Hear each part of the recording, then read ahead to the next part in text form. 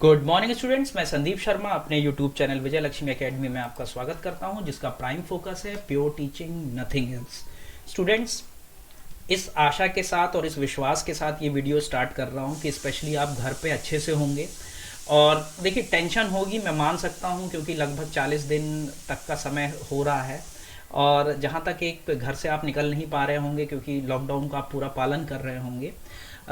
लेकिन ऐसी सिचुएशन में आपको बता दें, मन में आप विश्वास रखिए कि अब जब ये लॉकडाउन खुलेगा, जब भी खुलेगा, बहुत अच्छी चीज़ें होंगी, लाइफ में बहुत अच्छी चीज़ें होती रहेंगी। लेकिन आप फिर बार बार कह रहा हूँ, उन टीचर्स का शुक्र मनाइए कि जो आपको इवन न्यूज़ चैनल्स का कि नई नई इन्फॉर्मेशन दी जा रही है आपको, और आपका एंटरटेनमेंट का ख्याल रखा जा रहा है।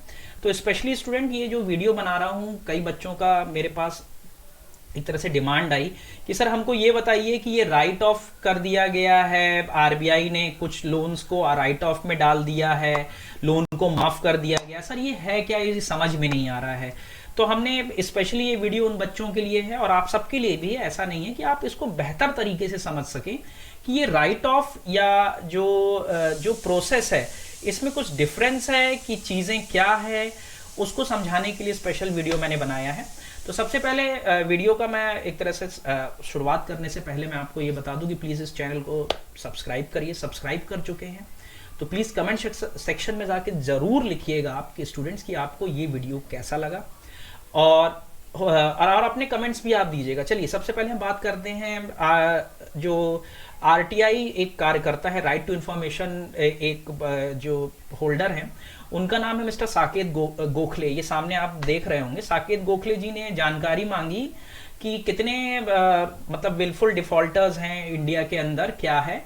तो लगभग रिजर्व बैंक ऑफ इंडिया ने 50 विलफुल डिफॉल्टर्स के नाम की लिस्ट दी 16 जनवरी 2020 तक, और उसमें लगभग स्टूडेंट्स जो टोटल जो राइट ऑफ की रकम बताई गई है, वो बताई गई है रिजर्व बैंक ऑफ इंडिया के द्वारा 68,607 करोड़ रुपीस का क्या किया गया है, राइट ऑफ किया गया है।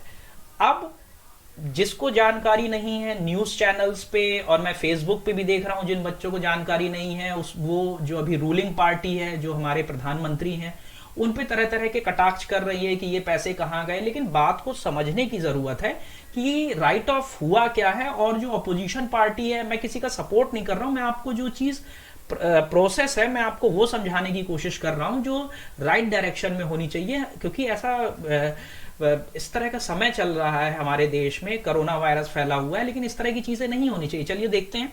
आरटीआई कार्यकर्ता साकेत गोखले द्वारा मांगी गई जानकारी में आरबीआई ने लगभग 50 विलफुल डिफॉल्टर्स के नाम बताए हैं।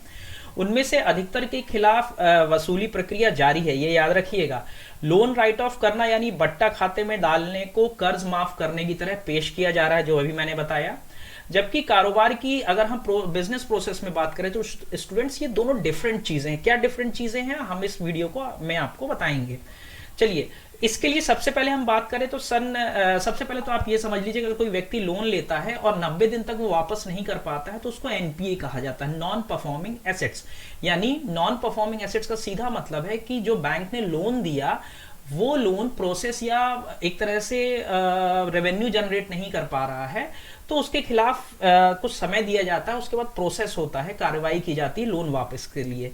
तो वर्ष 2019 में सरकार द्वारा इंसॉल्वेंसी एंड बैंक्रप्सी कोड यानी आईबीसी को प्रोसेस में लाने का मकसद यही था कि कर्जदार द्वारा कर्ज नहीं चुका पाने की स्थिति का जल्द से जल्द पता लग जाए और उसके खिलाफ वसूली की कानूनी प्रक्रिया स्टार्ट की जा सके। क्योंकि इंडिया में ये बहुत लंबा प्रोसेस चलता है लोन रिकवरी का, जिससे जो लोन वापस करने वाला व्यक्ति है, वो एक तरीके से उसको समय पे समय मिलता चला जाता है।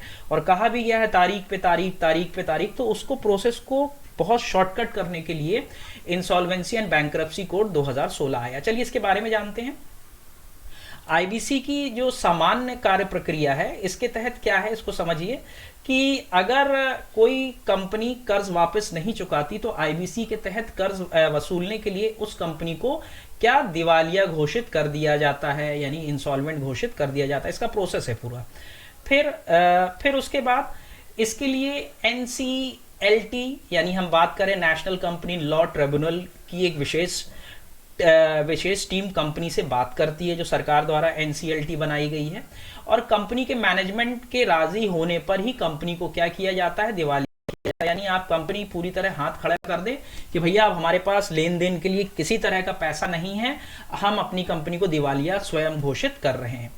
इसके बाद पूरी संपत्ति पर बैंक का कब्जा हो जाता है। देखिए बहुत फास्ट प्रोसेस है, और बैंक उस संपत्ति को किसी अन्य कंपनी को बेचकर अपना कर्ज वसूल सकता है। यानी जो कंपनी, जो चीज हमने रख के लोन लिया है हम नहीं चुका पा रहे हैं, तो बैंक क्या करेगा, उसको अपने किसी थर्ड पार्टी को बेच देगा। आईबीसी में बाजार कम प्रोसेस लगेगा, कम दिन लगेंगे, जिससे कि लोन रिकवरी जल्दी हो जाएगी।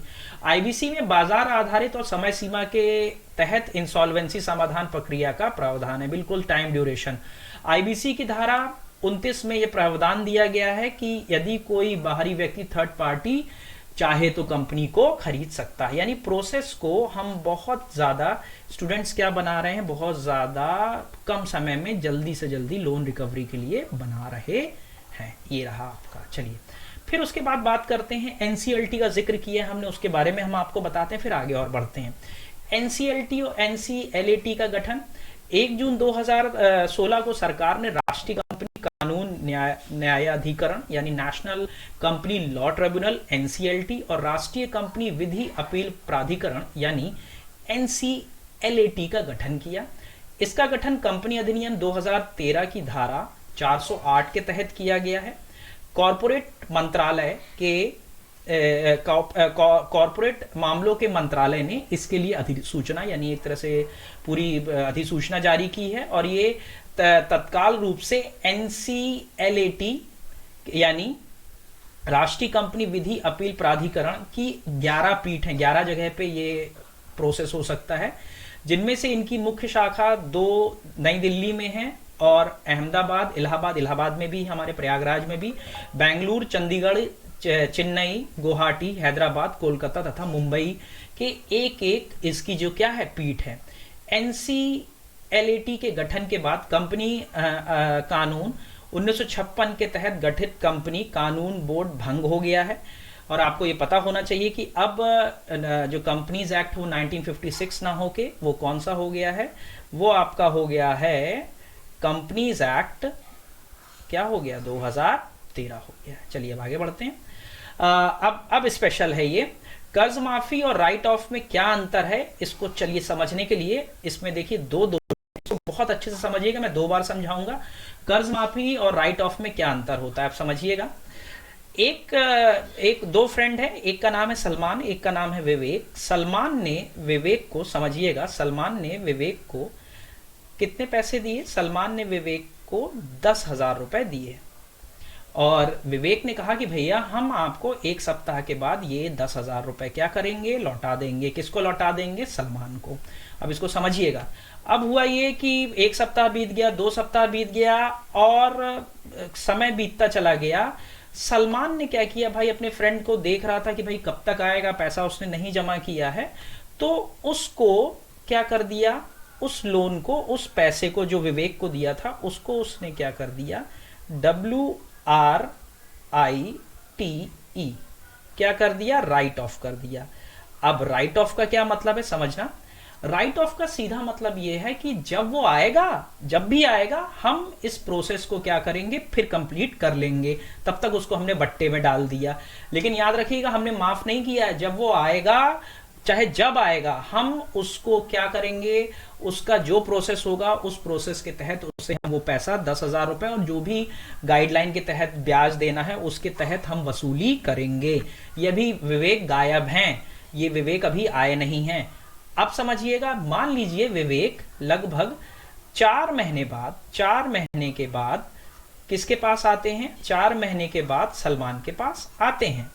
और अगर सलमान क्या करता है, सलमान उनको जो 10,000 रुपए जो दिए थे, समझिएगा 10,000 रुपए जो दिए थे, उसको कहता है कि भाई चलो उसको कोई देने की जरूरत नहीं है, अब आपको हम क्या कर रहे हैं, हम आपको इसको चुकाने की जरूरत नहीं है, हम उसको वेव ऑफ कर रहे हैं। क्या कर रहे हैं, हम उसको वेव ऑफ। यानी उसको हम छोड़ रहे हैं।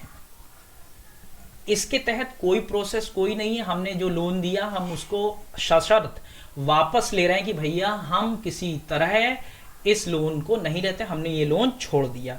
यानी ये वापस नहीं करना है और इसको वापस करना है। ये बहुत साधारण प्रक्रिया है स्टूडेंट्स, इसको समझने का बहुत अच्छा यही है। ये इतना अच्छा मैंने एग्जाम्पल दिया है, कान खोल के आप समझ लीजिए, किसी को भी समझा दीजिएगा। बड़े बड़े आप लेक्चर सुनते होंगे, साधारण रूप में ये चीज है।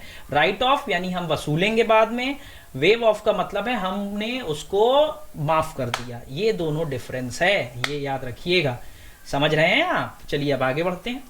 अब आगे बढ़ते हैं तो आगे हम देखते हैं राइट ऑफ या बट्टा खाता क्या होता है, नोट डाउन कर लीजिए। किसी कर्ज को बट्टा खाते में डालने का मतलब यह है कि बैंक को उस कर्ज का कुछ भी मूल्य मिलने की उम्मीद नहीं है और वसूली के लिए कानूनी प्रक्रिया की मदद लेनी पड़ेगी। इस प्रक्रिया में उसे अक्सर कुछ ना कुछ रकम वापस मिल जाती है। ये याद रखिएगा, ये सेंटेंस बहुत इंपॉर्टेंट है। कुछ ना कुछ रकम वापस मिल जाती है, जबकि कई मामलों में उसको रकम से हाथ धोना पड़ता है, कई मामलों में, लेकिन अभी ऐसा कुछ हुआ नहीं है।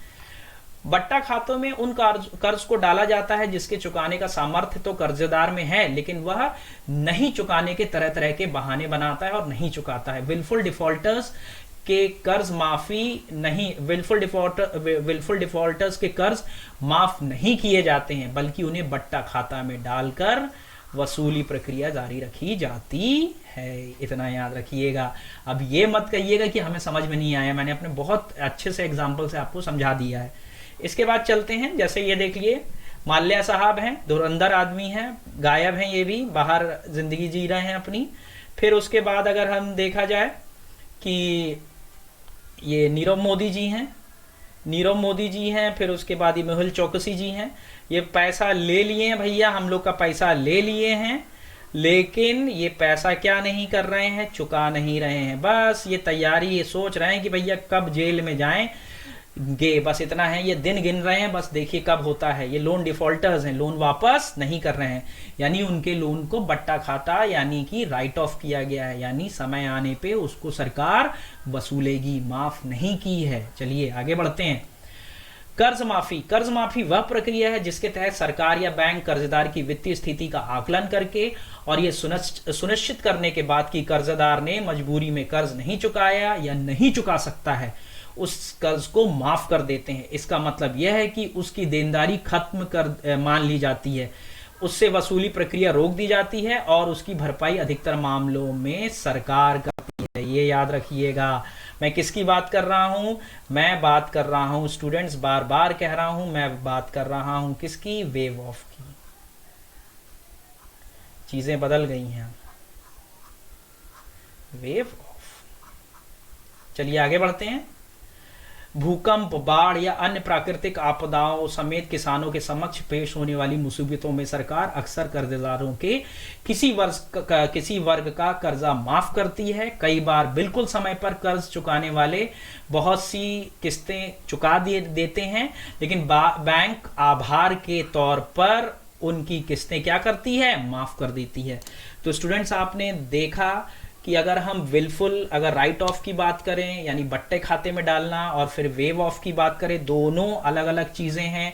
एक में हम वसूली करेंगे, आज नहीं तो कल वसूली करेंगे, और जो कर्ज लेके गए हैं वेव ऑफ करके भगोड़े हैं, उनसे सरकार पनिशमेंट ले देगी उनको कहीं ना कहीं से, तो उससे डरने की बात नहीं है। और वेव ऑफ का सीधा मतलब होता है हमने कर्ज को माफ कर दिया। सरकार यह प्रोसेस अधिकतर किसके लिए अपनाती है स्टूडेंट्स? ये प्रोसेस अधिकतर किसानों के लिए अपनाती है। तो स्टूडेंट्स आशा करता हूं कि आपको ये बहुत अच्छे से मैंने समझाने की कोशिश की है। अगर आपको समझ आया है तो कमेंट सेक्शन में लिखिए और प्लीज इसको शेयर करिएगा और घर में रहिए। और अगर आपको कोई नया वीडियो देखना है, कोई नया प्रॉब्लम आपको नहीं समझ में आ रही, प्लीज लिखिएगा। मैं संदीप शर्मा अपने यूट्यूब चैनल, मेरा नहीं आप सबका यूट्यूब चैनल है, और इसके तहत मैं उसको जानकारी को, मिस्ट्री को सॉल्व करूंगा। Thank you and best of luck.